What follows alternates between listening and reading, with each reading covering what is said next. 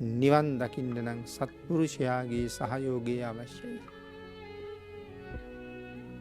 නිවන් දැකීම සඳහා සත්පුරුෂයාගේ සහයෝගය අවශ්‍යයි නම් මෙතන සඳහන් කරනවා බාලයාගේ ආශ්‍රයෙන් මිදෙන්න ඕන කියලා. එනම් මහා මංගල සූත්‍රයේ වචන දෙකකින් නම් මේක විස්තර කළේ කොහොමද විස්තර කරලා ඇත්තේ? මුලින්ම තියෙනවා පින්නතිනි.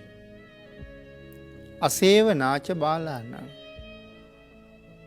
මම සඳහන් කළානේ සියල්ලටම වඩා උඩින් තියෙන එකම දේ නිවන.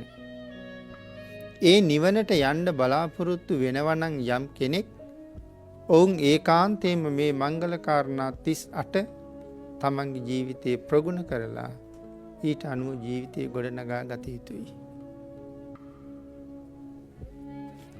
ඊළඟට තමයි ඒ උතුම් කාරණාවන්ගෙන් ජීවිතේ ගොඩනගා ගත්ත කෙනෙක් මේ නිවනට ඊටාම පහසුවෙන් ළඟා වෙනවා. එහෙනම් නිවනට පහසුවෙන් යන්න තියෙන ඒ මූලික කාරණා අතරේ මුලින්ම සඳහන් කරලා තියෙන්නේ භාග්‍යතුන් වහන්සේ මොකද්ද? බාලයන් සේවනය කරන එක නවත්තන්න කියලා. අසේවනාච බාලාණ පඬිතේ ඇසුරු කරන්න කියලා දේශනා කළේ දෙවනියට පින්නතුනි. එහෙනම් මුලින්ම සඳහන් කළේ බාලයාගෙන් ඈත් වෙන්න කියලා. කාටද බාලයා කියලා කියන්නේ? බාලයා විවිධ විදිහට විස්තර කරන්න පුළුවන්. බාලයාගේ ස්වභාවයන් කෙටියෙන්ම හඳුනා ගන්නවා නම් බාලයා කියන්නේ කවුද කියලා.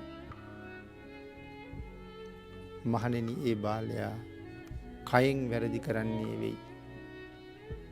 මොනවද පින්නතුනි කයෙන් කරන වැරදි?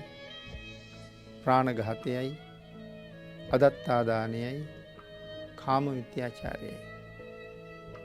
මේ කාරණා තුනට අපි කියනවා කයෙන් කරන වැරදි. එතකොට යමෙක් කයෙන් වැරදි කරන්නේද? වචනයෙන් කරන වැරදි හතරක් තියෙනවා. මුසාවාද, පරුෂ වචන, පිසුණු වචන, සම්පප්‍රලාප කියලා. බාලයා මේ වචන හතරෙන්ම යුක්තයි. හිතින් කරන වැරදි කීයක් තියෙනවද? ආපහු තුනක් තියෙනවා. මොනවද?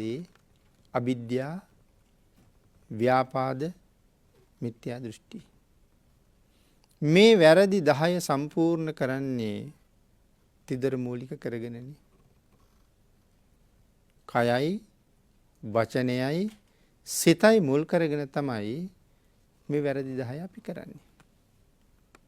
එතකොට යමෙක් මේ වැරදි වලින් සමන්විතයි නම් මේ ශාසනය ඔහු හැඳින්වුවේ කවුරු කියලාද?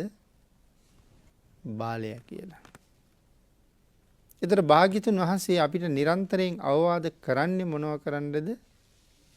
බාලයන්ගේ ඇසුරෙන් මිදෙන්න කියලා. දැන් හිතලා බලන්න මේ පවතින සමාජයේ බාලයෝ ටික අයින් කළොත් ඇසුරට කී දෙනෙක් ඉතුරු වෙයිද කියලා. එහෙනම් සමස්ත සමාජයේම මේ වැරදි තුنين මේ වැරදි වලින් සමන්විතයි.